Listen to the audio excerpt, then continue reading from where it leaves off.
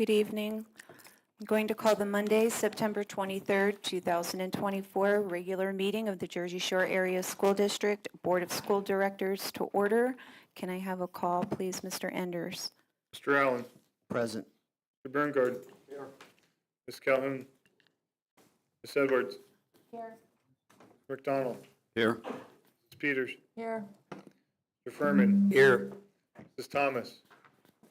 Mrs. Stemler. Mrs. Stemler. Here. 9 members present, 1 absent. 8. Sorry. Thank you. All right. We will now have the Pledge of Allegiance. I'm going to recognize Mr. Jean. Sorry, my mic was on. I'm going to recognize Mr. Jean to bring our students forward.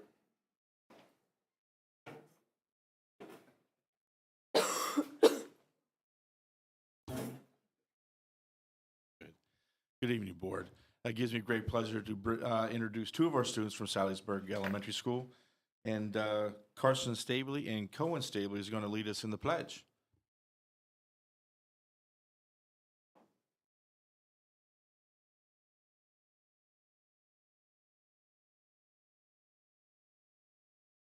To the flag of the United States of America and to the republic for which it stands, one nation, under God, indivisible, with liberty and justice for all.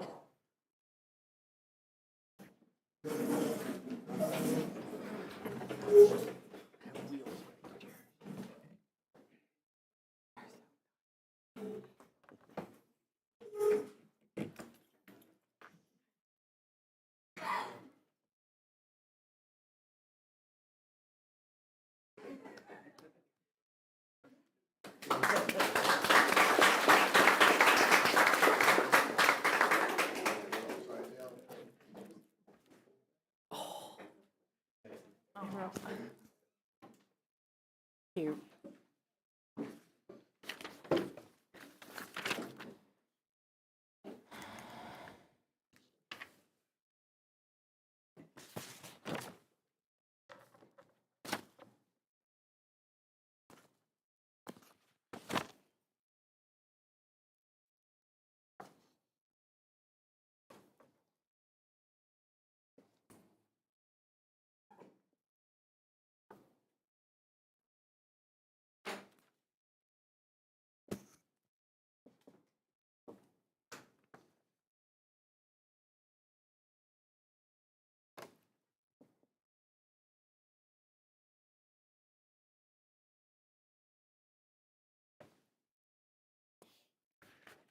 Next, we're going to have approval of the minutes. May I have a motion, please? So moved. Can you redo that? Go ahead. I'll second. Okay. Any questions or concerns? Hearing none, all those in favor say aye. Aye. All those opposed say aye. Motion passes. Moving on to the treasurer's report, may I have a motion, please? Second. Any questions or concerns? Mr. Enders. I just want to let the board know you'll see it on next month's treasurer's report. You won't see it on this one because this is August. We were able to do 4 CDs prior to the Fed's cutting rates. We laddered them. They're $750,000 CDs apiece, 3, 6, 9, and 12 months. The interest rates range from 5.1% for the 3-month to 4.57 for the 12-month. So, let you know that. So we were able to get those investments in prior to the rate cut. Rates were changing. They changed, I believe, 4 times in about 12 hours. So, getting rates updated, making the decisions, multiple people involved. What do we need money? What do we need money? Just also so you're aware, board, especially for the new people, school business, cash flow is interesting. Right now is a high peak cash flow for us. We brought with tax season. do have a lot of people paying a discount. We brought in $3 million in about 2 days at the end of the discount period. So that's the money we were able to invest. That's why we laddered it. We will use that money down the road when we need it. Any questions for Mr. Enders?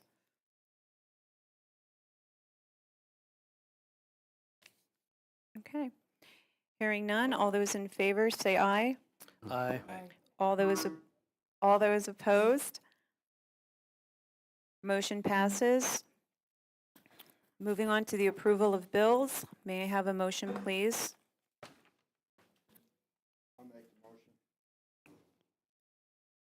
Second. Any questions or concerns? Mr. Enders? Bills are up. Back to the laddering conversation. Our debt portfolio is built this way on purpose. Our largest bond payments are also done September 1st. With September 1st being a Saturday this year, I ordered all the payments for August 31st. That's why they're on your August bills. So your bills are out relatively normal. There's 3 payments.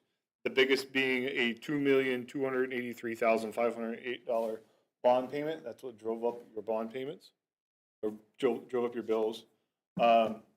Also remember that this is the payment where you also pay your principal down. So this is your principal and interest payment. You'll have one more March 1st. That's your interest only payment and is a significantly lesser amount. Thank you. Any questions for Mr. Enders? Okay, hearing none. All those in favor say aye. Aye. All those opposed? Motion passes. Moving on to communications, Dr. Ulmer. Nothing under communications this evening. Okay. Under President's Report, we had an executive session prior to tonight's meeting to discuss legal and personnel. Board Representative Committee Reports.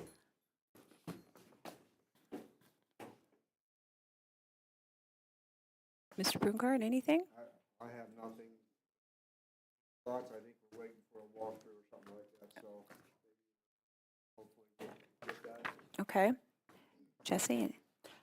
Everybody at their seats should have a copy of a summary of the report for this month for the IU-17 blast. And the IU received a grant to make a commercial for their pre-K programming.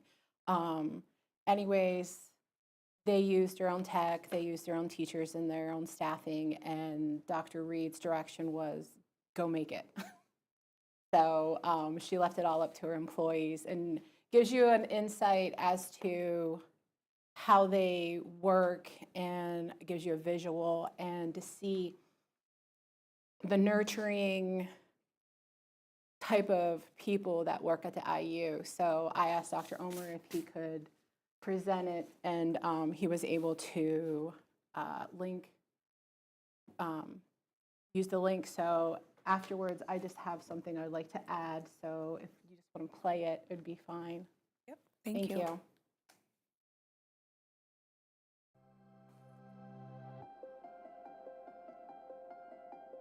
Actually, I had 2 children who went through BLAST, and I had seen, what great things they did for my children. So I applied for a job as a physical therapist and got it, and I've been here for 5 years, and I love seeing the transformation for the kids and how it changes their lives.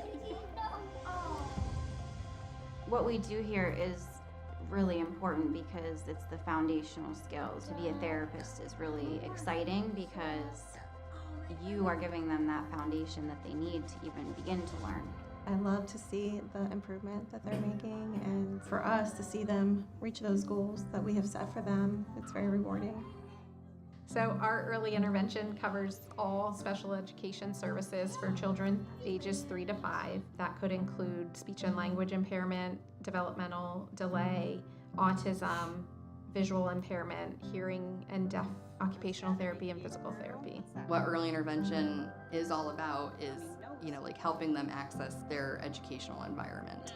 So all of these things that we're doing in the classrooms are helping them like carry these skills over to when they're at home or when they're even out shopping, you know, with their families or going to a playground. So we're teaching them all of the things that they need to know to just be in the community. The IU footprint is across 4 counties, and with having multiple members, multiple speech therapists, multiple developmental teachers, all on the same team, working towards the same goals, so to be able to bounce those ideas off of each other and collaborate together, it's a really great network and support system as professionals. If you're in a school district and you're a special education teacher or speech therapist, you're often on your own or have a very small team. And here there's so many of us doing the same thing, so it's such a great support system. One thing I love about working in the early intervention specialized classroom is it's a team approach, so I never feel like I'm isolated or alone. I'm with the teacher, the occupational therapist, the physical therapist, so we all bounce ideas off of each other and really work as a team to meet all of the goals for the different services. It's seeing the synergy of what we all do. So really seeing how all of that works together with their developmental teachers to create a whole person development and not just segmented approaches is really fun. And that's probably my favorite part. If you're looking to work with children, this is where you can get the most impact, is with 3 to 5 year olds. You get the most opportunity to exact the most change. Like I can see change in the students almost every single day. Like something that they do better today than they did yesterday. And that's like the most exciting thing. When you watch a student who wasn't looking at you, and now all of a sudden when you're having a conversation or you call their name and they turn and they look at you and they stay focused on you and they smile at you, it is, it's undescribable. Oh, sorry. You want to cut that? Yeah, tell me. Yes, you want. You can't see them. I think when they first get their devices and you see them for the first time that they push that picture and it gets them the item that they've been wanting, sometimes they laugh out loud because it's like it finally happened for them. They were able to communicate the message that they've been maybe trying to say for a very long time. Just even seeing them a year from now, they're going to be completely different and able to do more things than they are even able to do now. Like having these programs gets them ready to be able to be as close to their peers as I can mentally and still having fun while they do it. If nobody helps them, they're gonna be stuck. They're not gonna know what to do. They're gonna be isolated. Nobody wants to be isolated. As much help as we can get would be great because there's not a lot of people that can handle it, but the people that do are amazing at it. I don't think you would ever regret making the decision to join our team.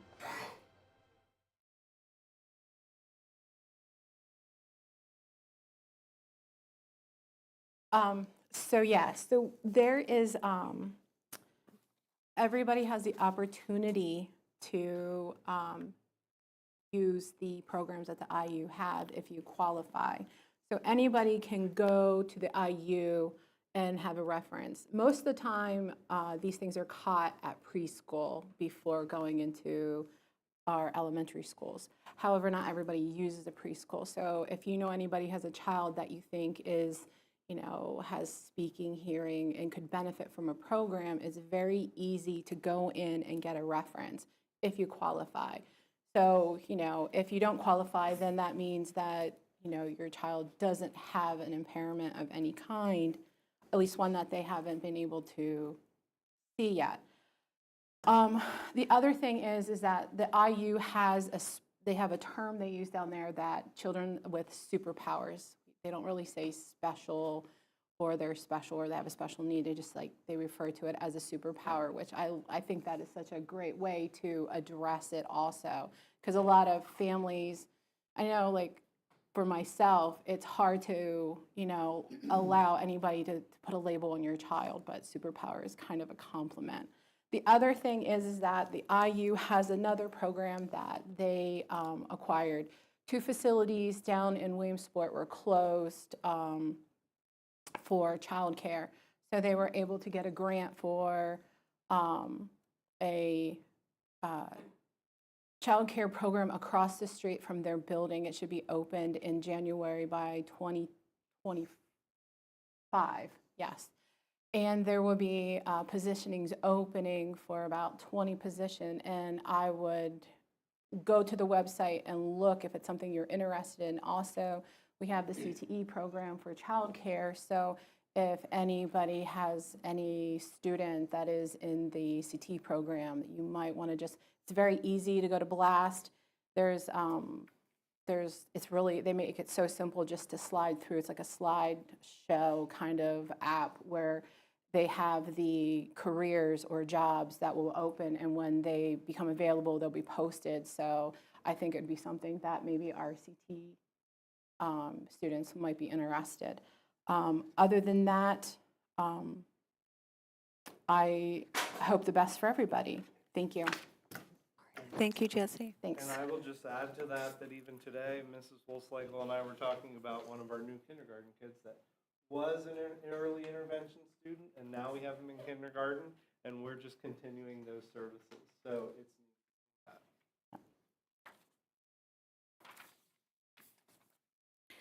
Okay, student representative report. Kate. I have no report. All right, thank you. Moving on to the superintendent's report.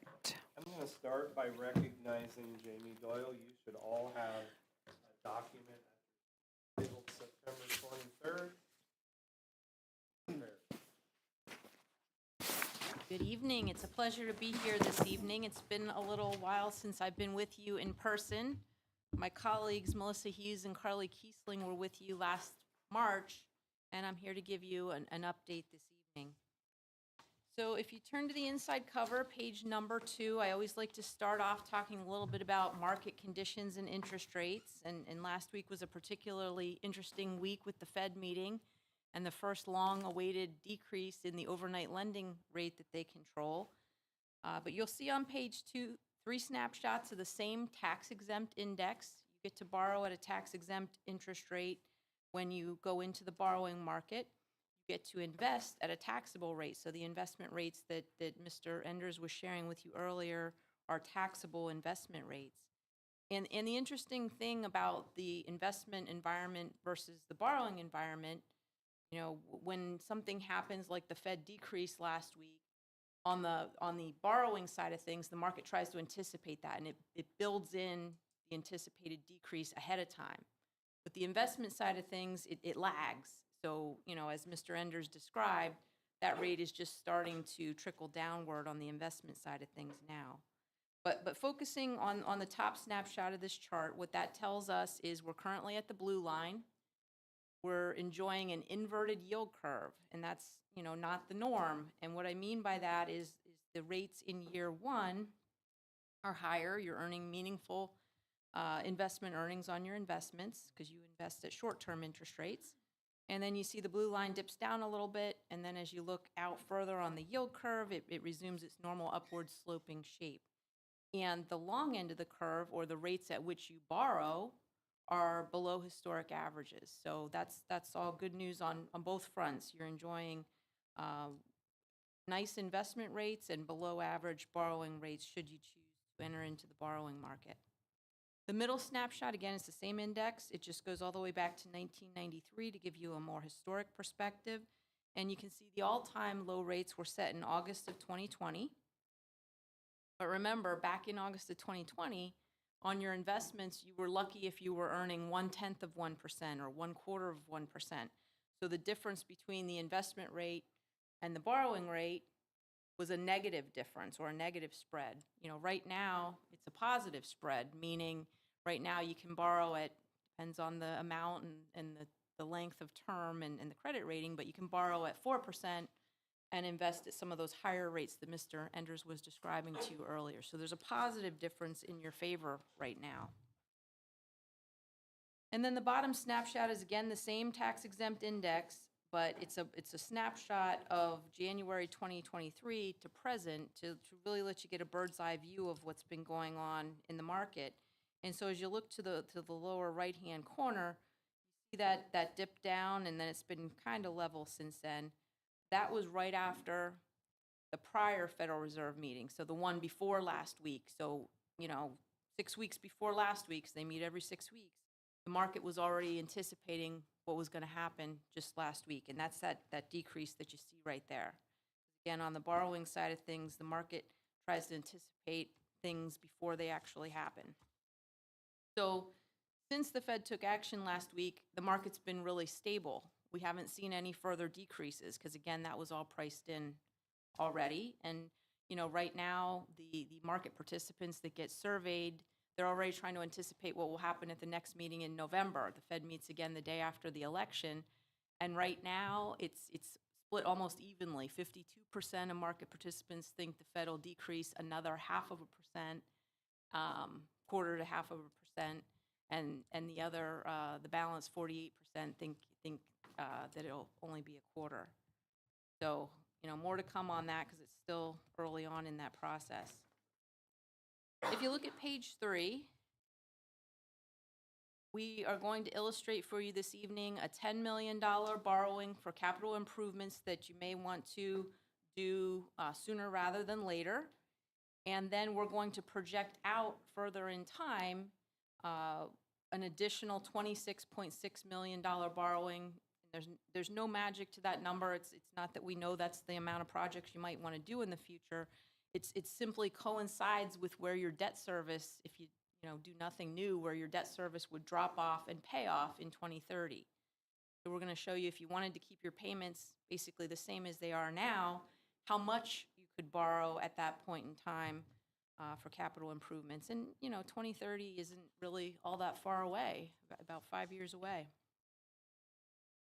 In bullet 2, just a reminder that any Act 39 projects, those are GISA or ESCO for short, those are the Guaranteed Energy Savings Agreements, or the Energy Savings Contracts are what those two acronyms stand for. If you engage in projects of that nature, just a reminder that the amortization schedule has a hard stop after 20 years. You can't go longer than that when you finance those types of projects. And then federal tax law, we can't get away with talking about public finance without federal tax law. And so just a reminder that the key words in bullet 3 are reasonable expectations. The board needs to have reasonable expectations that you can spend 85% of any borrowed proceeds within 3 years, meaning the IRS doesn't let us go borrow at these attractive levels on a tax-exempt basis just because you can earn that positive spread. You have to have reasonable expectations that you're going to spend 85% within 3 years. The second prong of that test is that within 6 months of settlement, you plan to enter into a substantial binding obligation to spend 5%. Doesn't mean you have to have it spent, just means that you're getting close or thinking about entering into a contract with your architect or energy savings provider. That would satisfy that test as well. And then the third prong of the test is just that you proceed with diligence on whatever project or projects you're looking to undertake. In section 4, bank qualified, that's another IRS calendar year limit, meaning if you plan to issue $10 million or less in any given calendar year, you qualify for the lowest of tax exempt rates. That's called a bank qualified interest rate. That's a strategy that the district has employed many, many times in the 28 years that I've been working with the district. And so where it makes sense and where your cash flow and project draw schedules can accommodate it, we break the borrowings into $10 million pieces to get that lower interest rate. And that also gets you the shorter 5-year call feature. As always, you want the shortest call feature or date to which you promise the end investor they get to hold your debt. That provides you with flexibility if you wanted to refund it or restructure it, or if you had a windfall and wanted to pay it off early. That 5-year call date is very important. And then the final section, just a reminder about reimbursement resolutions. If you found that you were starting to have costs related to your capital improvement plan and a debt issuance wasn't ready to settle yet, because they take a little time to get in place, and we're going to go over a sample timeline in a minute, but you can always pass a reimbursement resolution if you needed to front money from your reserves temporarily. A reimbursement resolution allows you to legally repay yourself from future borrowed proceeds. So I'm making this up, but let's pretend you were passing a reimbursement resolution tonight. It would be retroactive for the capital expenditures for the last 60 days, and then it would be forward-reaching 18 months, assuming you were going to, proceed with the projects and issue debt in the next 18 months. So you don't pass one any old time. There's a strategy in picking the point in time that you might consider a reimbursement resolution if it makes sense. On page 4, you'll see a snapshot of your existing debt portfolio. So if you did nothing new, you can see you have 3 outstanding issues: the 2019 bonds, the 2020 bank loan with Key Bank, and the 2021 bank loan also with Key Bank. And the top half is gross debt service, meaning principal and interest each year, in column 5. That's summed up. And the bottom half of this page is your local share after the old grandfathered PlanCon reimbursement that you continue to receive on these older issues. Because all these issues trace back, their origins trace back to before the PlanCon moratorium, so you continue to get that reimbursement. And you can see near the bottom of the page that line that says PE percentage. That stands for percent eligible. That's the percentage that got assigned through that original PlanCon process. That gets multiplied by 2 more lines down, your capital account reimbursement fraction, or CARF. And when you multiply those 2 percentages together, that's the cents on the dollar you get back on each of those 3 issues. As always, I monitor your debt portfolio for refinancing opportunities. The good news and the bad news is you have really low interest rates on these 3 issues, so there's no refinancing opportunities, but you can get an idea of your coupon on that very bottom line. And you can see your lowest rate is 0.8% on your 2021s. And on your 2019 bonds, your coupon rate is 2 to 5%. And you can see we're coming up on that call date. So at the moment, it doesn't make any sense to refinance it, but the call date, or the date to which you've promised those 2019 bondholders, is coming up on March 1 of 2025. So if it starts to make any economic sense, I'll be in touch with your administration and we'll be back to have that conversation as well. But I monitor that on your behalf all the time. Even though you don't see us very often, we monitor that closely. If you turn to page 5, you'll see in column 6, there's your old existing local effort net of the PlanCon reimbursement that we just looked at on the prior page. So you can see your level, I'm going to just round and say at $2.5 million a year through and including 2029 fiscal year. Then it drops down to about $885,000 in 2030, and then it pays off. Did nothing new, you'd keep making the payments in column 6. That's the net effect on your budget annually. If you, in step 1, in the tan columns, wanted to engage in a $10 million borrowing to do $10 million of your most immediate capital improvement needs, you can see an estimate, and I'm always conservative this early on in the process, but you can see an estimate of what that additional debt service might look like in column 7. This is a wraparound structure, meaning as you look down column 7, the payments start off smaller until your old debt in column 6 drops off, and then the payments increase because by state law, when you add the old payments and the new payments, column 8 has to be level or declining debt service, and it is in this example. So that's a 15-year wraparound structure.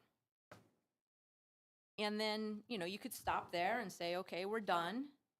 But we added step 2 and step 3 just to illustrate if you wanted to plan in the future, in May of 2029, you could do a step 2 borrowing. And again, I'm sure it wouldn't be $16,570,000. This is just for an illustration. We would size it and time it based on your construction draw schedule cash flow needs. But you could do a $16.5 million issue in 2029, still utilizing that wraparound structure. See what a conservative estimate of those payments look like down below in column 9. Then step 3, that's $10 million, so staying with that bank qualified strategy in 2030. See a conservative estimate of those payments in column 10. And column 11 sums it all up, the old debt as well as all 3 of these steps. And the point being, as you look down column 11, there is some overlap for a couple of years, But then column 11 goes back to your payment being that original 2.5 million where you basically sit today. So the exercise here was, how much money can we borrow in the future and keep the same $2.5 million payment? That's how we backed into this amount. Lets you address some immediate needs now and plan for some future potential larger needs.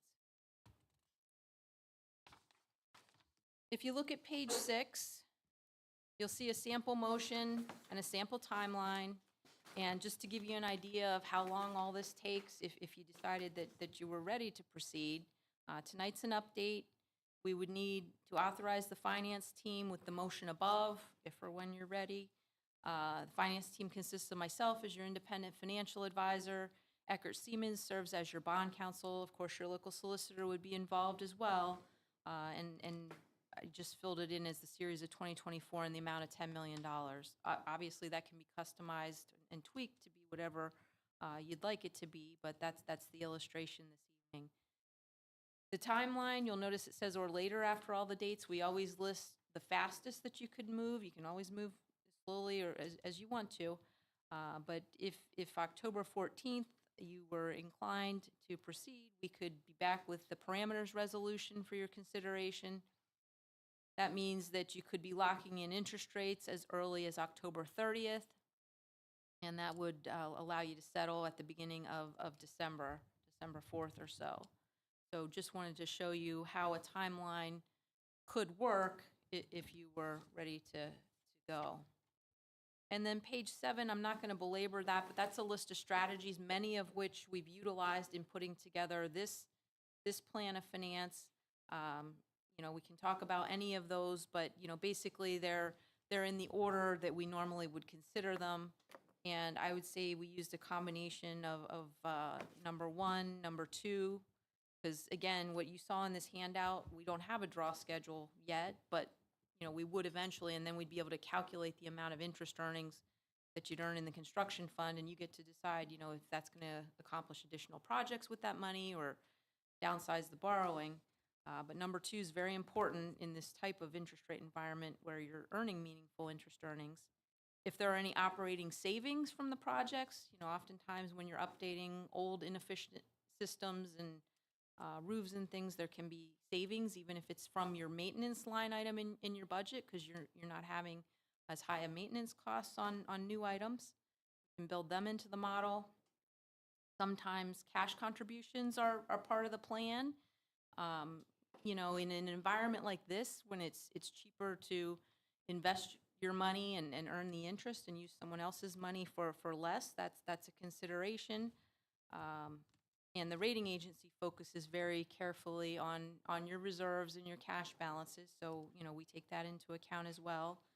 And then number 5, the $10 million per calendar year that we talked about, and number 6, the wraparound structure would be very important.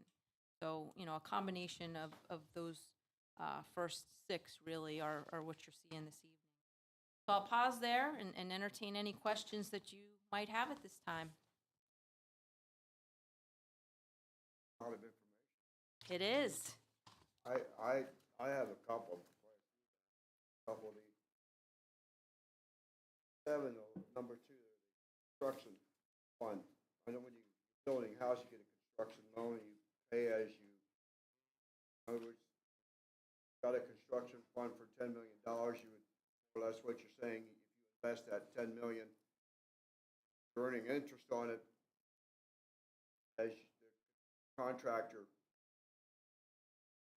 work, you're pulling money out of your bond, Right. your money funds, and more, in the meantime, that's what you're calling the interest earnings on the construction fund. Yes, you take down, in this example, you take down all $10 million at settlement, so, and then you invest it in the construction fund, just like you always have, that you've always done that. And then you draw it out monthly as needed to pay your invoices to the contractor. But, in the current environment, while it's invested, you're earning more than the Right. rate you're paying. It's not like a construction loan for a house, basically. No, it's not a drawdown facility. You're describing, I think, a drawdown facility where you just draw it from the bank as needed. Right. 5. Mm-hmm.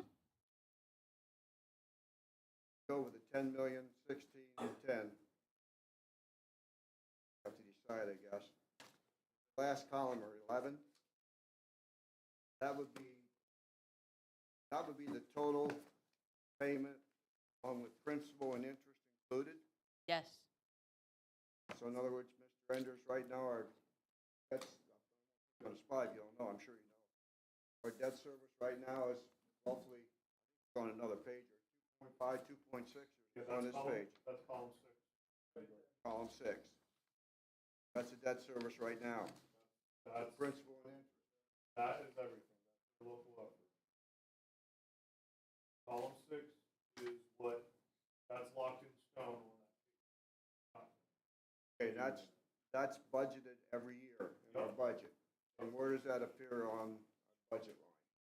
So, Is some assigned okay, fund balance? let's go to page 4.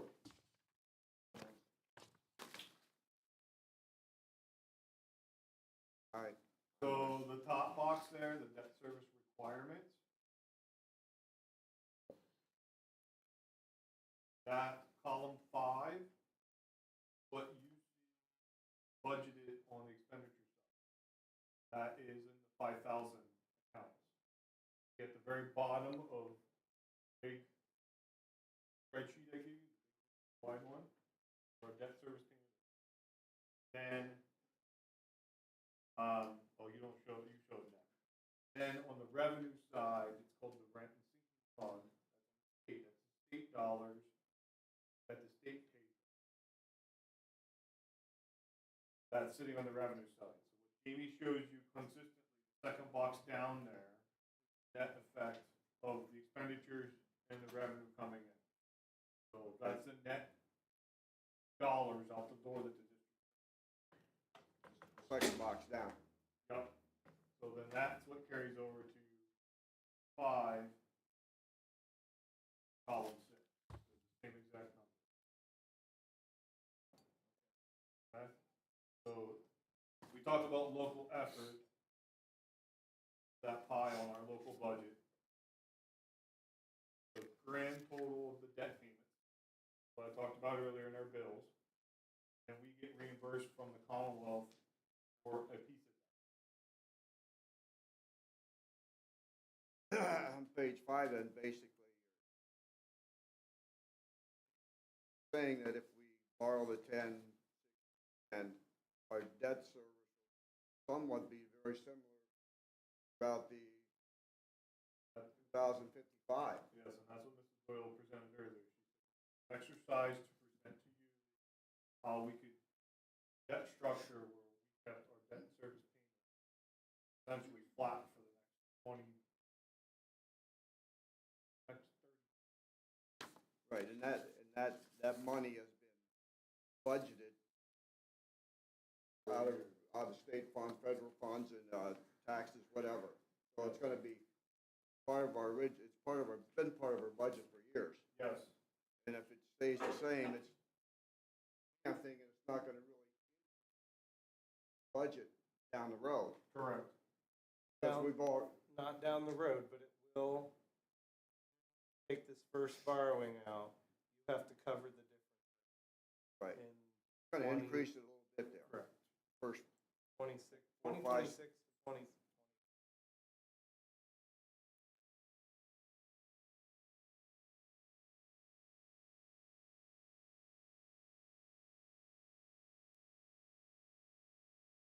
so how much talk of monies to secure these bonds? How much? Where does that play into it? Didn't have any extra monies or anything. Go ahead and borrow this 10 million. I'm just talking about the first one, $10 million. Extra money somehow, savings or something like that too. You don't, the cost of issuance on a bond issue is paid out of the proceeds of the bond issue itself. So you don't pay them out of a line item in your budget.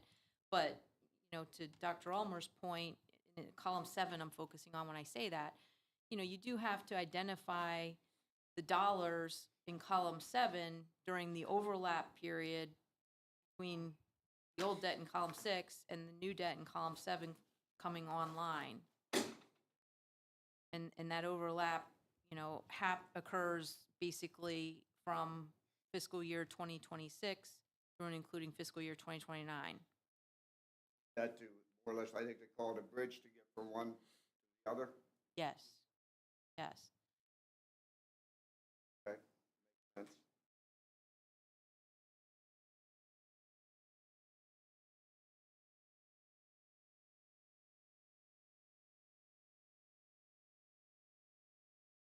Other questions? I don't have any more, but I mean, I want to look over this and try to answer my questions here, but I'm sure Anderson, Dr. Omer, questions the next meeting, something like that, after looking over this, we could be able to answer those questions. without Well, calling if we can't, Jamie we'll call back. Jamie. That's fair. One of the key points I think is important is talking about plan com reimbursement.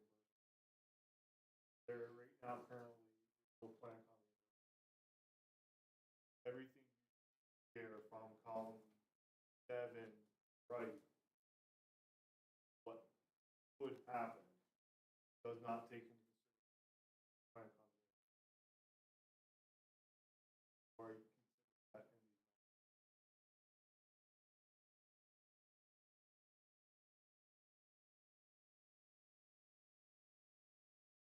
I'm just gonna throw sorry, you don't understand with renovations, remodeling and stuff like that. I guess it's, we have a little debate on, I guess, how much money we're gonna borrow, or what are we gonna repair, or whatever. To me, they go hand in hand, but what your suggestion is, in other words, I'm thinking we're not gonna look at the repairs and borrow the money. To me, it looks like you're throwing at us a $10 million bond. I use that money and repairs that we can up to that $10 million, whatever. Down the road, look at something and then borrow the extra 10.6 or whatever it was, and then We can, there. we can customize this to be whatever numbers you'd like, but yes, I picked $10 million because that's the bank Right. qualified limit. And, you know, that suggests if you wanted to prioritize your top $10 million of projects, I'm sure you have more needs than that, but, you know, that would let you do some projects now. And then step 2 and step 3 was just an illustration of, you know, what you might be able to achieve down the road a few years and keep your payment the same. Look at our, I guess, our alarm and alert priorities that we have there and say we want to borrow maybe $6 million right now, and then down the road we could borrow the rest of it and going, but or I guess we have to discuss that amongst us.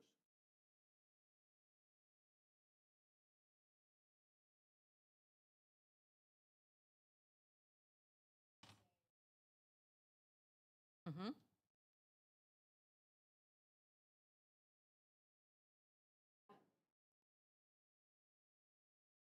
That's total principal and interest on just that issue over its life. Hmm?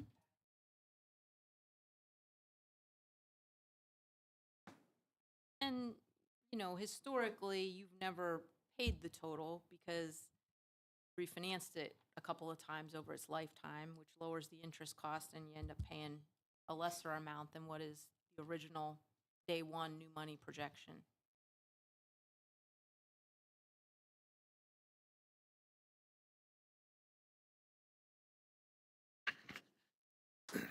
Is there, excuse me. So if we would borrow by December of '24, is there like a time limit we have to wait before we can borrow again? Or is that something that can be customized too, or not? That gets customized. I Okay. mean, this is illustrative to Right. help you think about what you may or may not want to do. But I have some clients, I have a couple right now, they have $30 million plans. So we're literally settling on 10 million in December of 2024. We're settling on the second 10 million in January of 2025, a month later. And then the third 10 million in January of 2026. So really they're getting their whole 30 million within 13 months or so. Okay, thanks.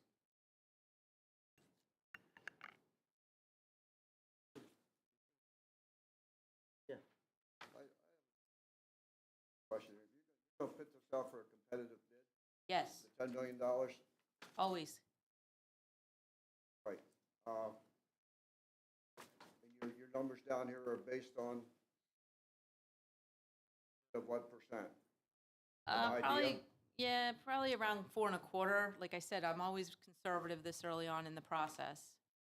And probably about 4.5 for steps 2 and 3 because they're further out in time. Expected to come in around 4.25, somewhere around that. No, I hope to come in below that, but Below. I would hope so too, but I mean, that's what these numbers are based on. yes. So if they come in lower, these numbers would actually be lower then. Yeah, absolutely. 2021, I think you told us 1.5 initially. 0.8. And this is Mary, point of clarification.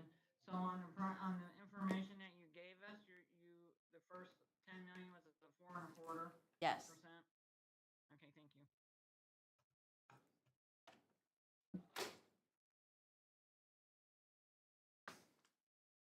Questions?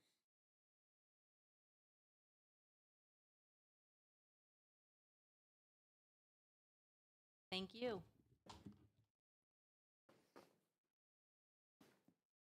I know after the last meeting, Mr. Henry sent out information about PSBA officer elections. And back to that conversation, and bringing it up again. I believe I left the last time with the consent that going to pass. Has anyone?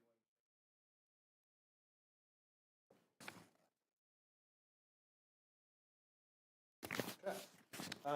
Tonight under my report, there are 2 policies, policy 824 and 807. Both are PSBA. Little edits. One of those in policy 807. We already did it. It was in the law, but the policy is now going to be updated to reflect that we required a moment of silence on September 11th. We did it, but your policy hadn't reflected that yet because that law was just passed. So that is an example of a PSBA policy. So that's on there for presentation. We won't vote until the next. 2 other things that aren't listed. I want to point out that got them late to get them on this agenda, but we do have emergency bills from the water main break repair. And that is considered an unbudgeted expense. You have to approve it, but I deemed it an emergency of school. They will be on the next agenda for approval and note where that money is coming out of the budget. I also had a conversation with Mr. Armbruster and the high school administration. We're going to have an updated conversation about cell phone policy. Semler and I talked about that, and I will share prior to then an update from the high school on how that's going. My report.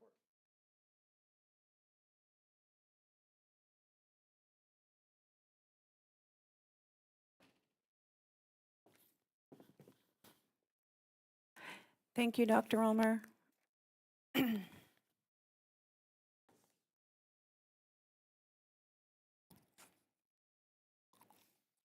Next, we're going to have courtesy of the floor. I have a few people that have signed up, but before I call your name up here, just want to confirm what you would like to speak on. So first was Gwen. I'll wait for them to come out. One of the other ones, Margaret? Okay, and I apologize. I can't read exactly what it is that you would like to discuss. Okay, so that will be at the end of the meeting on that courtesy of the floor, okay? Gwen and Molly Isley, before you come to the podium, you had marked down that you just have a concern. You didn't mark down a specific agenda item. Is there a specific one you would like to speak on that's on the agenda for this evening that we're...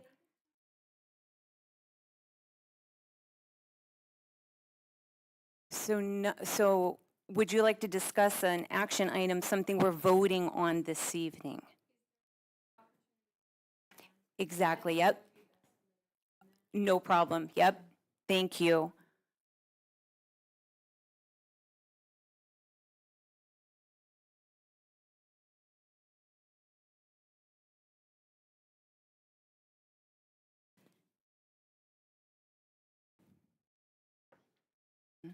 Okay. So next up will be Shelley Helm.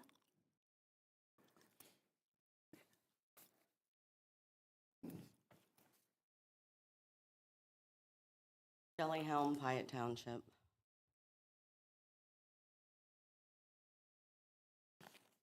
I've known Jamie for a long time. She did a really great presentation. I know her language, so I was writing like a mad woman. But I will explain to this board how we did it. We always had those presentations, Bruce Bonds always put them up on these boards so we could follow along. There's no reason why any of us here should have to write to know to get what you are looking at. It involves our money. And I like Jamie. She did an excellent job. So, you know, it's like, what are we gonna use tools? We have tools in this room that you're not using. I see this, I don't even know, what is this gate? You're not gonna tell anybody what that is either.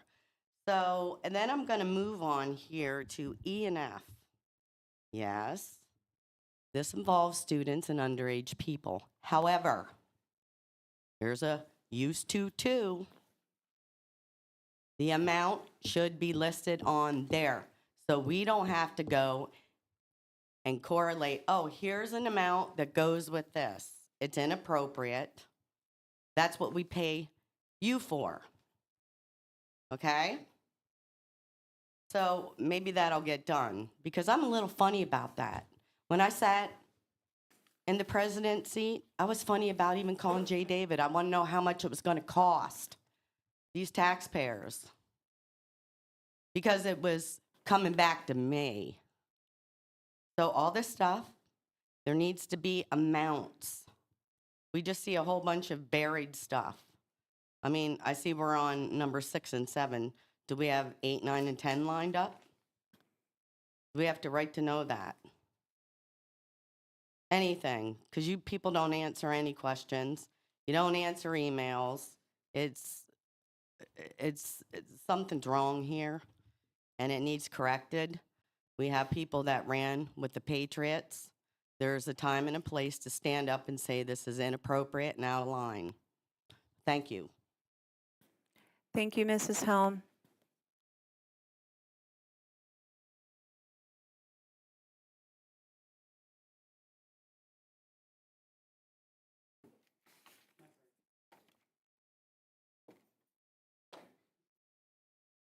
Steve Helm.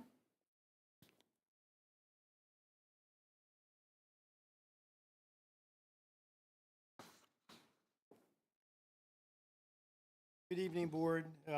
Here to speak under the miscellaneous section there. Also on E and F. However, I will not repeat. I think my wife actually asked some of the questions that I have. What I want to know, and realistically, for the public to understand how much money is being paid out in those settlements. Are they monetary settlements or are they simply just agreements or settlements of an issue without monetary or cost associated? If they are actually cost associated settlements, are they available through Right to Know? That's one question.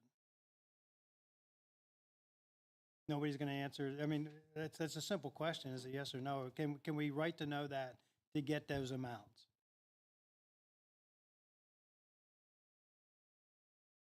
You can always write to know for documents. So you know that. I do know that, but why are we hiding? What is this board trying to do to the public here? Why doesn't somebody say, hey, you know what, I'll get that number for you? So the other question that I have is, is it taxpayer money or is it a settlement via an insurance company? That's the other question. And I suppose, I mean, I'll try asking my representative, but I'm here at a public board meeting, and realistically, it's not that tough of a question. I don't understand the whole Stonewall not answering questions. Those are issues that people have. We're here to ask questions, just looking for a quick answer. It's not hard. Thank you. Thank you, Mr. Helm.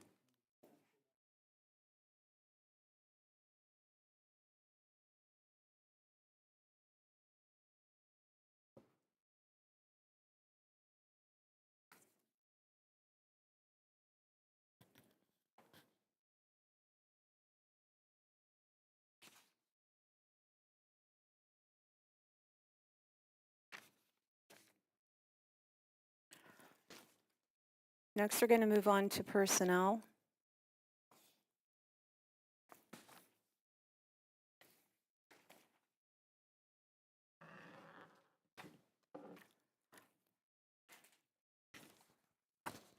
Items to approve A through J. Can I have a motion, please? Motion. Second. Any questions or concerns?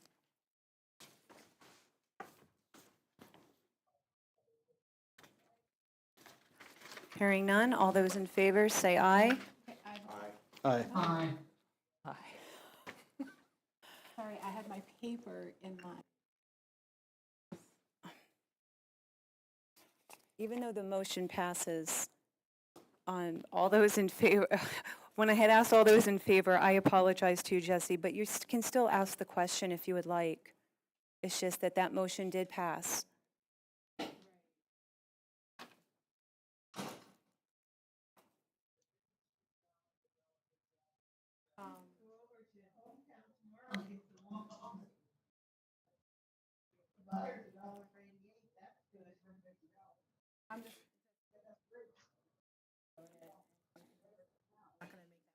Are you sure? I'll get the information. Okay. No problem. All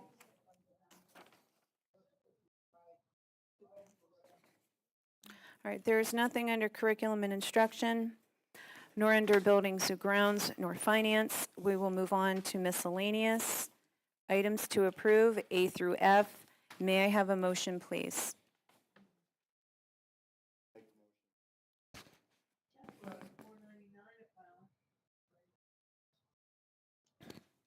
I will need a second. I'll second.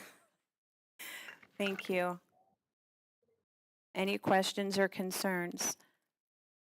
I will wait longer on this one just in case. I actually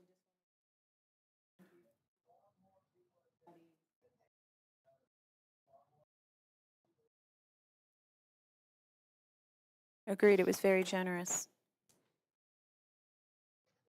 Any other questions or concerns? Okay, hearing none. All those in favor say aye. Aye. Aye. All those opposed? Motion passes. Moving on to old business. If the board would like to discuss anything, now is the opportunity.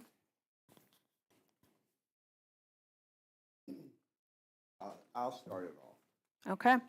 Hi, Mrs. Helms. I mean, I know I've been on the board a long time, and when Jamie's setting this information here, I kind of have to agree with her at a certain point. It would be nice, we're looking at something, I know things have been projected previously, projection screen here that people in the audience can actually look at and see. And all these numbers flying around here and stuff. In the future, I don't know how anybody else feels about it, but I would like to see some of these things put up there, especially if they're numbers that would give them a chance to look at it and see what we're actually talking about. I mean, it's too late for this now, but I mean, maybe that's the way I feel about it. Maybe other things that we could actually put up there for them to see. I think she does have a valid point. Like I say, it was done in the past, so I don't know how it got discontinued or whatever, but that would be my thoughts on it. I add to that. Sure, absolutely. I agree with Harry. I also think past audience of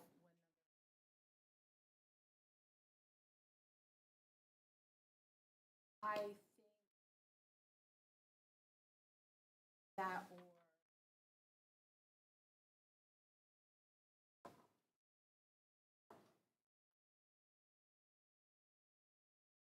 correct that. The numbers are very sometimes when other professionals have a presentation, it's hard for me to.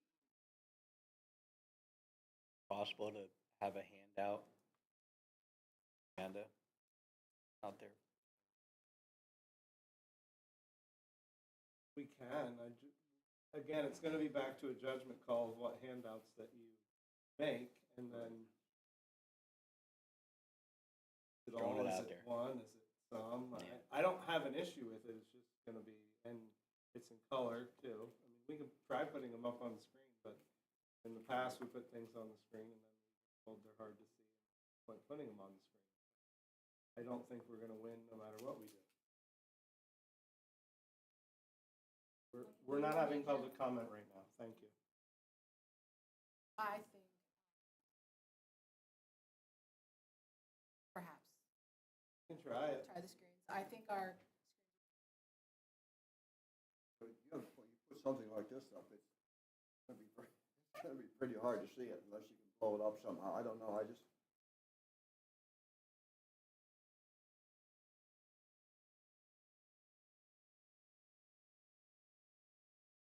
They're all gonna be the same, Yeah. whatever's on one's gonna be on them all. I have full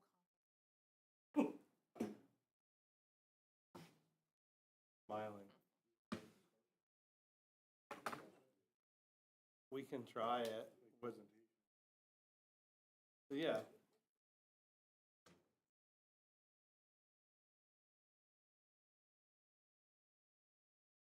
Thinking maybe have the meeting over the agenda or something like that, if there's anything on there at that time that you might want to put up that Madam President might recommend that or whatever. If not, at Whatever. that time you could decide if you want to do something. I would give Chad enough time maybe to get it up there and nice somehow. I mean, it's just a thought.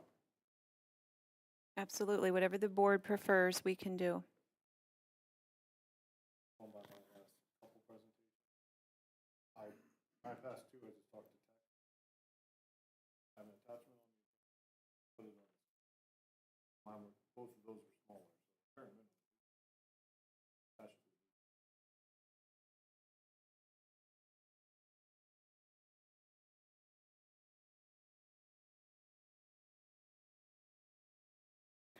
Well, we can try to figure something out moving forward for future presentations, if that's what the board would like to do.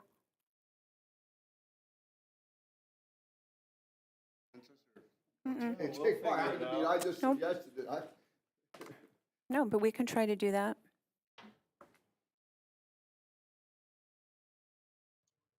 I think it's a good idea to try it. Also, remember there are people watching from home, and that would even be nicer for them.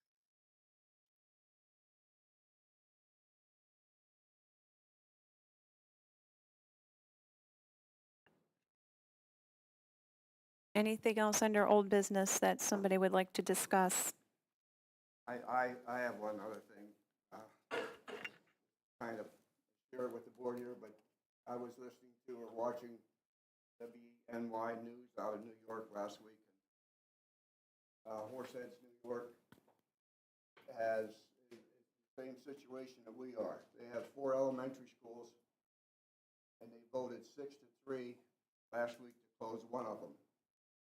And what they did basically is they drew more lines to send kids to the other 3 remaining elementary schools. And then they interviewed the superintendent at the end. And basically, they're in the same situation that we are. Money and stuff and expenses in schools, school that they do not need anymore, they can do without and put those kids into the other 3 remaining buildings.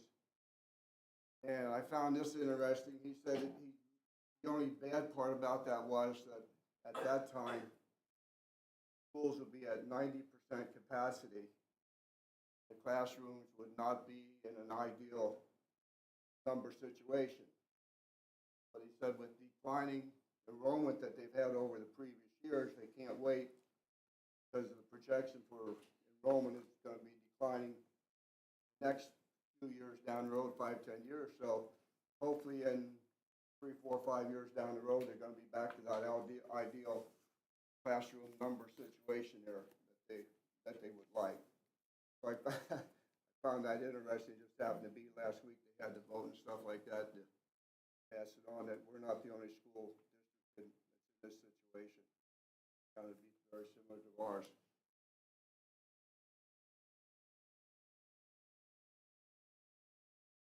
I mean, yeah, it's like covers the flats, southern tiers of New York, like Syracuse, Watkins Glen, places like that. Four sheds is right over, I think it's right over 68 up there, somewhere in that area. Flats is right there.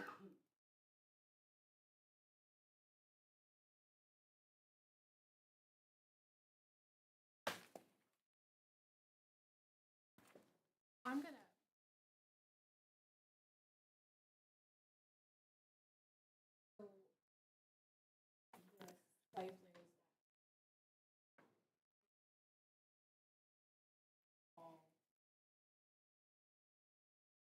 They're contractual, yes. So,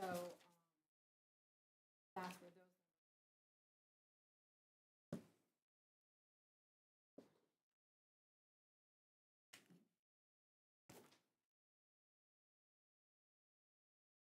I'm not gonna ask this. Staff, if it's.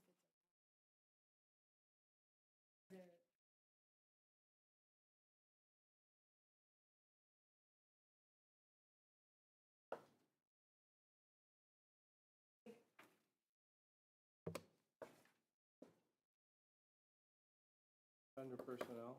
Yes.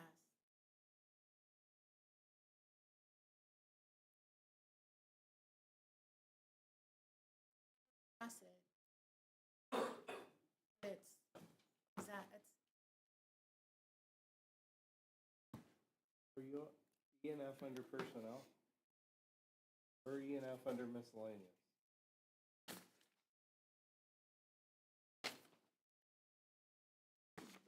All the stipends. Oh, okay.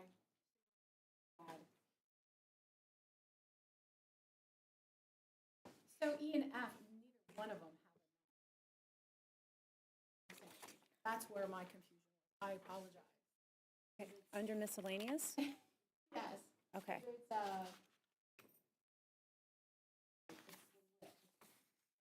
stipend list. See what I mean? I misunderstood. I was looking at not, Okay, not. got it. You know what I mean? I reversed. Okay. Yep. All right. So no question. So are you good? Yeah, so you're good? I'm good now. Okay. Yes.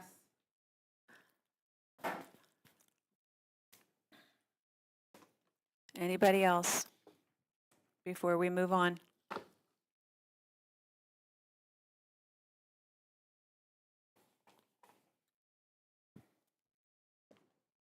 Okay. Next, we're going to have courtesy of the floor. And just give me just a moment, please.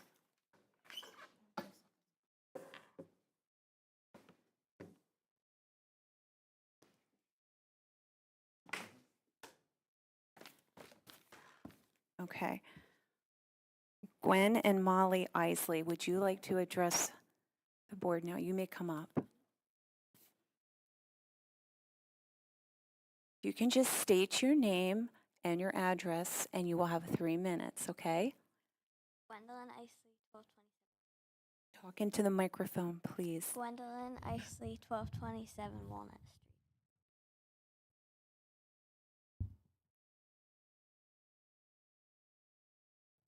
This is an excerpt from a story I was assigned to read for ELA. Little children watching this, if you would please cover your ears or leave the room. Thank you.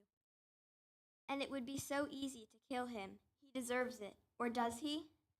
No, bleep it. No one deserves the sacrifice others make in becoming assassins. What is to be gained by it? Nothing.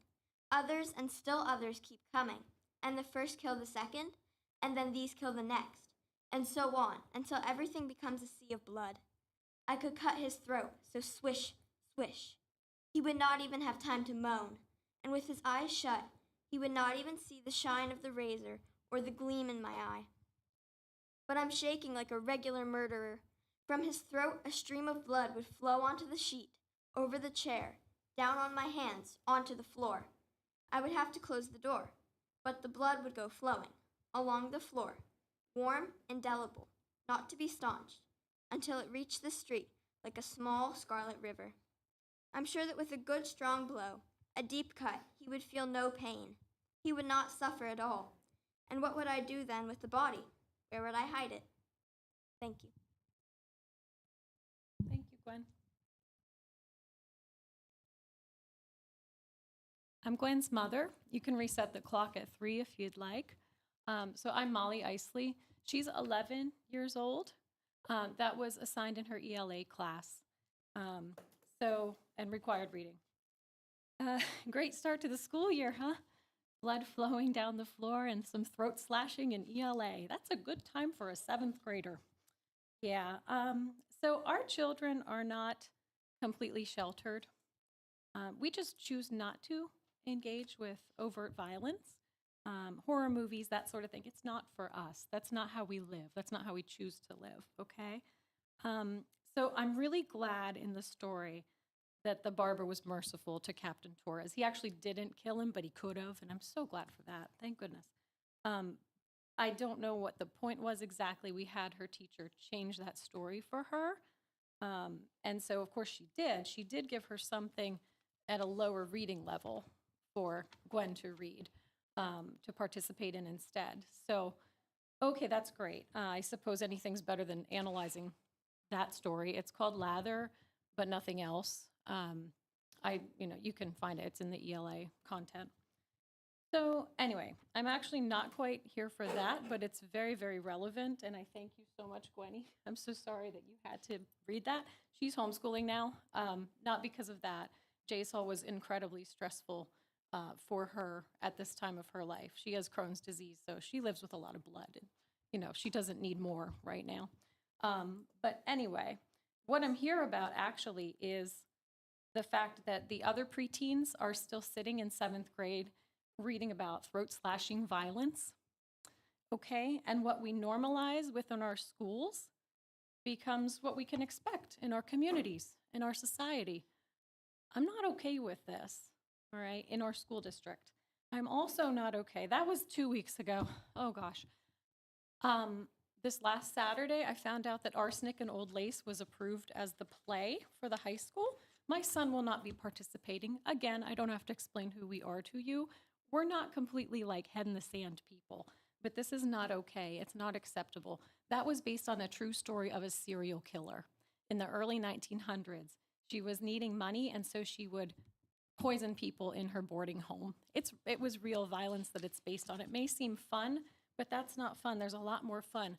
I was a mental health therapist before I left my job to educate Gwendolyn and be home with her. And I can tell you that all of these things that you allow to happen, it doesn't lead to anything productive in our societies. So please, please, think about what shows you're approving. My son and my daughter, she was Matilda in Matilda Jr. last year. If anyone saw it, it was phenomenal. We're going elsewhere with their talent because we can't trust this school district to give them anything good, beautiful, loving. It's sad. It's sad. And I grew up here, and I came back 3 years ago, and I'm just not very pleased with what's happening. So thank you for your time. Thank you, Molly. Molly, before you leave, could I just ask you, we do have a chain of command here at the district. Were you in touch with teachers and principals? Okay, and the superintendent? Okay, thank you very much.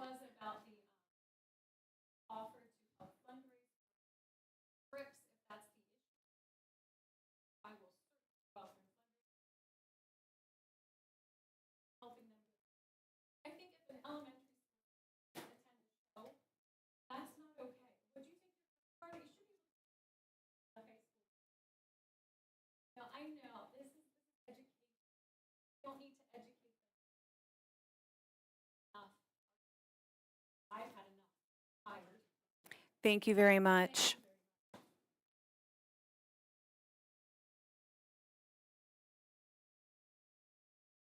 All right, Margaret Young.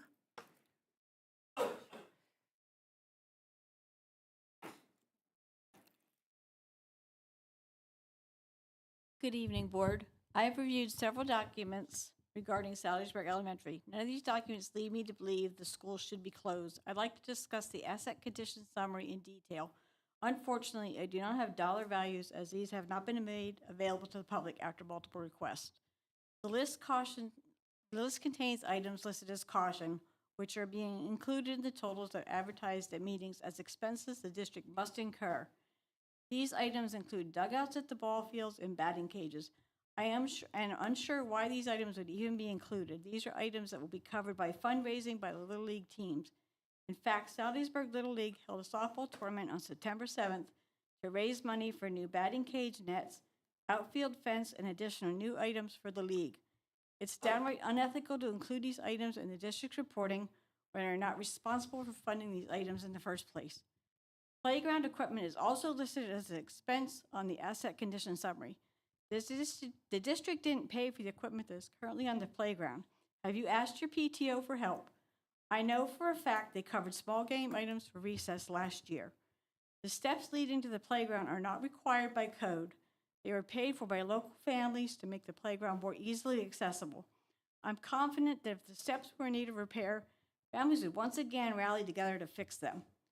Multiple community members have offered to donate services but have been ignored or declined. Why haven't these options been considered? This is a disservice to the students, staff, and taxpayers of this district. It's disturbing to me that you jeopardize the education of primary students in our community by listing out ludicrous expenses that are not necessary and not funded by the district in the first place. These students deserve small class sizes, small community schools that allow for reasonable and safe learning conditions. 700 primary students in one building is not why parents move to this school district. It's not the community education the family in this district want to live here for. I've been to Salisbury Elementary numerous times in the last year. The building is in great condition. The maintenance and janitorial staff, along with students and faculty, have treated this building with great care and respect and deserve to have it for generations to come. And I'd like to add, there should be a time that the taxpayers are allowed to ask questions and they should be answered for us. Thank you. Thank you, Margaret.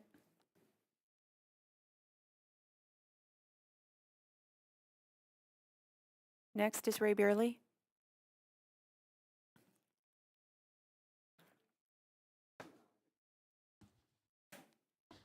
Ray Beerley, Piatt Township. Last meeting, I was escorted from the boardroom by security after the meeting had adjourned. Unbeknownst to me, the superintendent had enacted a new board procedure that had gone into effect that evening. This new procedure prohibits members of the audience from approaching the board table to communicate with members for any reason after a meeting has adjourned. By walking up to drop off a right-to-know request, official business, I had violated that procedure. This has prompted me to come to the podium this evening to ask this question. Who is in charge of our school district? Is it the duly elected board members whose duty it is to execute the business of the district, or the superintendent? Does the board direct the superintendent, or does the superintendent direct the board? I don't know. On several occasions, what seems to be business of the board has been carried out by the superintendent without, it seems, a clear directive from the board to do so. For example, a few months ago, the superintendent set a hearing date for consideration of a vote to close Salisbury Elementary School and the use of taxpayer dollars to hold that hearing. The superintendent drafted a new athletic policy, it seems, without board direction, and now a new board procedure that prevents taxpayers from speaking with their duly elected board representatives in person. All of these actions, to the best of my knowledge, were taken without a board motion, without a board second, without public discussion, and without a board vote. When asked if it was his authority to do so, the superintendent cited board policy that he believes gives him that power, but do they? Or is that simply his interpretation and not necessarily the correct one? I don't know. So again, I ask, who really is in charge of the Jersey Shore Area School District? The board of directors or the superintendent? And one more thing. Restricting communication with the public has become quite extreme in our district, and that's not a good thing. When the public speaks at meetings, we are not permitted to direct questions or comments to our representatives. The superintendent responds. We're limited to only 3 minutes to speak, at which point a buzzer sounds and we are soon cut off by the board president.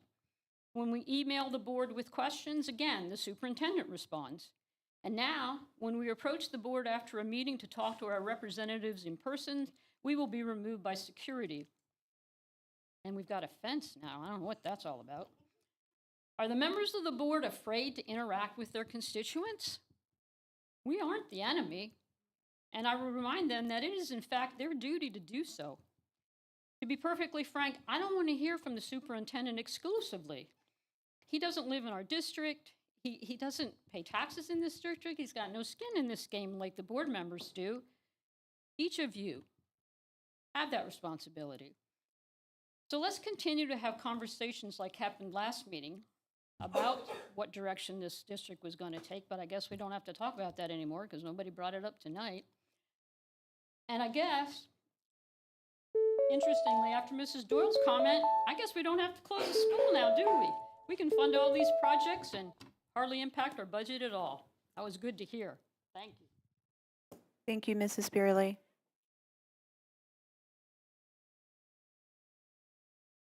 Go ahead, Mr. Schweitzer.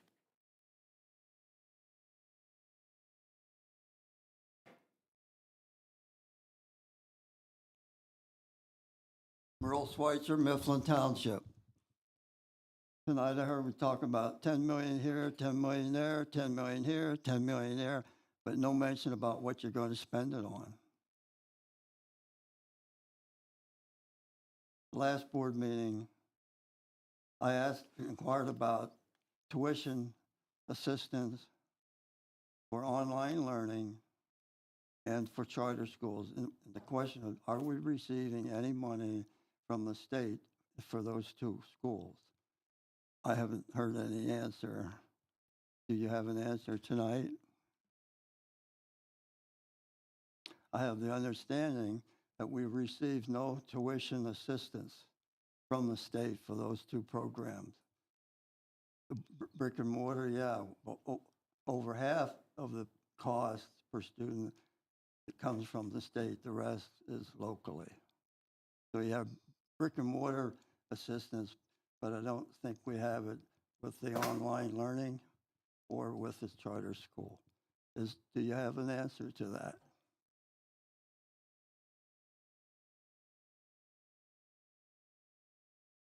Silence. Thank you, Mr. Schweitzer.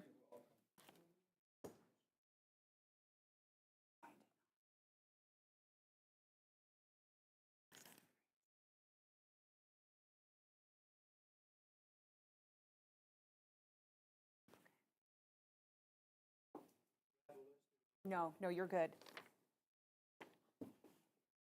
Steve Helm, Piatt Township again. Really, I don't have anything negative, too much negative to say. And I'm not really trying to be negative. But, you know, it is frustrating when communication's one way. I did notice, though, that you put the guidelines for participation up on the board, but you can't put the attachments or any other information up. So that's just to add on to what I asked earlier and what my wife also asked. I saw a good exchange of ideas, information, some questions, and good board discussion at the last meeting. I would encourage that to continue in public and not in closed, behind-door meetings. That's the kind of discussion that should be occurring in the public. I'm a little bit saddened after hearing the story of this young lady here, 11 years old. What an excellent reader, incredible reader. But I'll remind you that at one point my wife mentioned to you when you were approving curriculum and some books, that those books are to be made available to the public before you approve them so that they can read through them and bring those issues to this board. And there's a reason for that, and it's actually written in law. So you probably should pay attention to that. Maybe this young lady wouldn't have had to read through that. It's pretty appalling that we would be okay with teaching violence in a school and in a curriculum, but we can absolutely throw somebody out of school for even making the gesture of a gun. So, I mean, you really should think about what you're approving here. You have a big job. It's a huge role. And I want to thank the members that spoke up in favor of openness and communication and trying to post stuff. Thank you, because that's all we're asking for. Thank you. Thank you, Mr. Helm.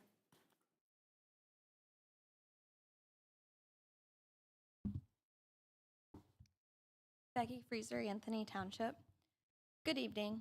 It has come to my attention that the district applied for a grant from it's the Public School Facility Improvement Grant Program from Pennsylvania Department of Community and Economic Development, which is great, and I hope the district continues to apply for these opportunities.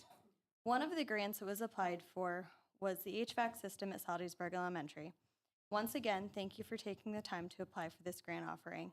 I am unsure of the amount, but I know that the minimum for that grant application was $500,000, the max was $5 million. You could receive up to 75% of the project value, so the district would have to match 25%. So I ran the numbers off of what was given in the budget for the HVAC system at Saldiesburg, and that would come out to $1,194,750 from DCED if that grant were to be approved. So some fellow parents of children at the elementary school took it upon themselves to reach out to Representative Joe Ham, and he graciously reached out to the Secretary of DCED and provided a letter of support. And here's what he was able to provide to us. Thank you for reaching out to my office regarding 2 grant applications Jersey Shore Area School District submitted for, and I could rattle off the name again, but I don't waste all my time, from DCED. I was honored to send letters to the Secretary of DCED in support of these critical grant requests for Jersey Shore Area School District. It is my understanding directly from DCED staff that they hope to finalize decisions and make grant announcements before the end of the year. DCED staff has been taking longer to review these grant applications than their existing grant programs because this is a new program. He has urged them to complete these reviews soon so the districts can have certainty as to whether they will receive the funding. It is my hope Jersey Shore Area School District will be one of the grant recipients when DCED makes their award announcement. So I'm very appreciative that our local representative was able to reach out, but from a personal standpoint, I would urge you to take that into your consideration when you're making decisions. If we would be awarded that grant and you choose to close the school, we're not going to get that money. We're going to have to send it back. And that doesn't look good when we go back for more grants. That would be an extreme loss to the community to not get that funding, as well as close a very well taken care of utilized school. So I hope you can take that into consideration, and once again, thank you for applying for these grants, and I hope you continue to do so. Thank you. Thank you, Becky.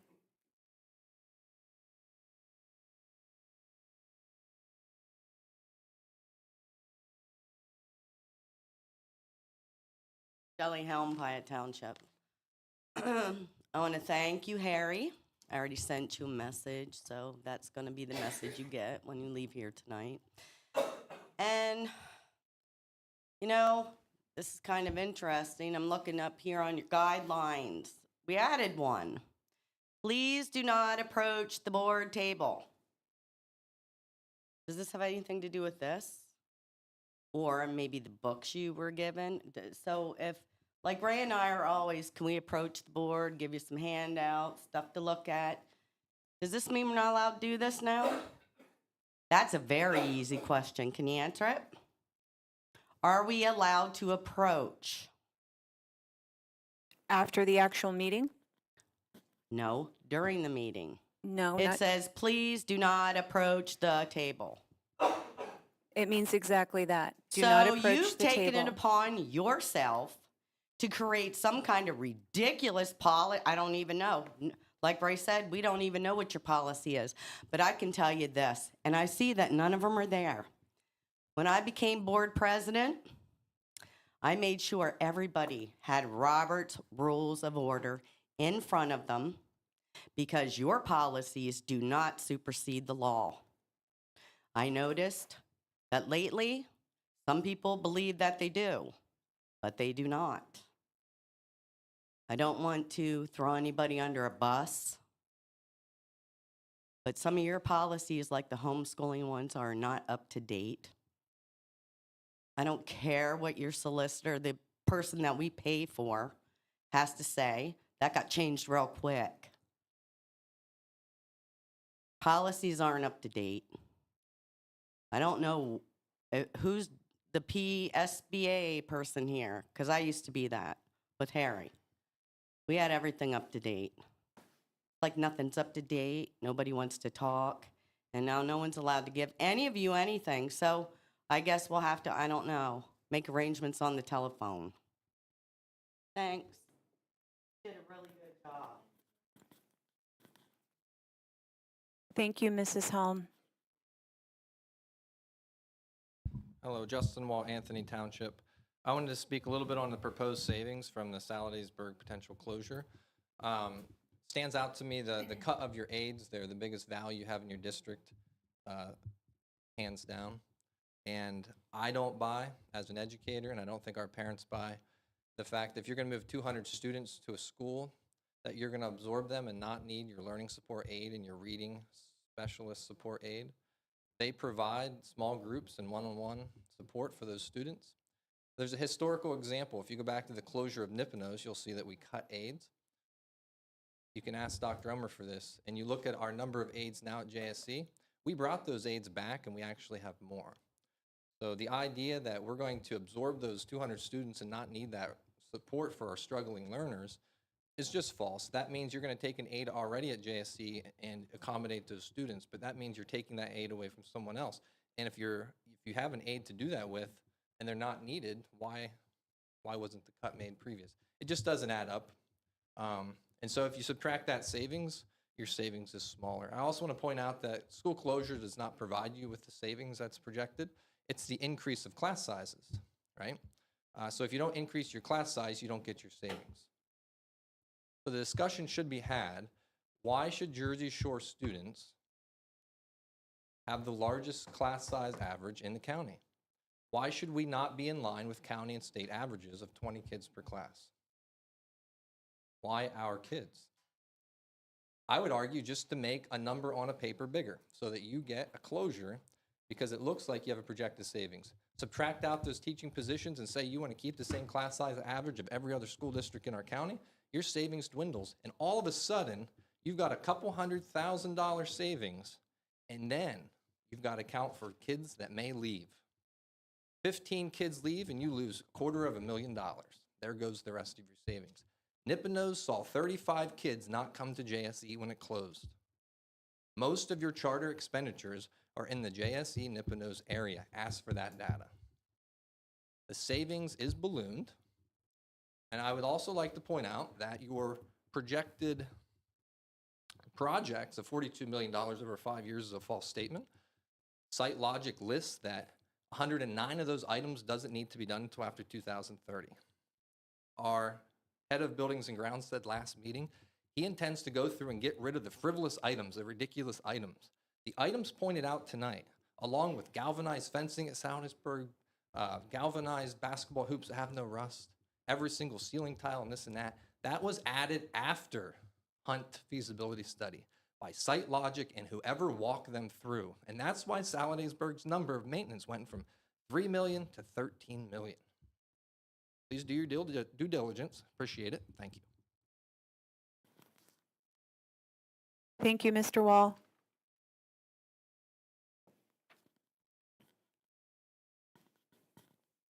I'm now going to close Curtis. Before you do, I have a couple things that I need to clear up from previous meetings. I've been asked a couple questions about furloughs. There are no furloughs in the plans.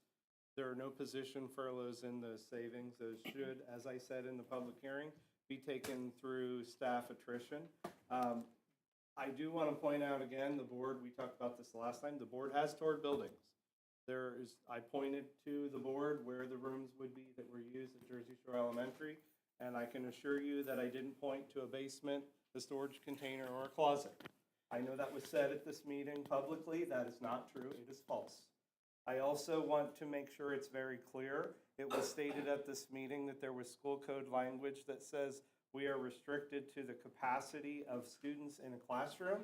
That school code language applies to pre-K programs. I asked that gentleman myself to correct the record. He did not in the last two meetings, so now I'm correcting it. There is no class size language in the school code. Thank you. You're welcome. I'm going to close courtesy of the floor, and the meeting's adjourned.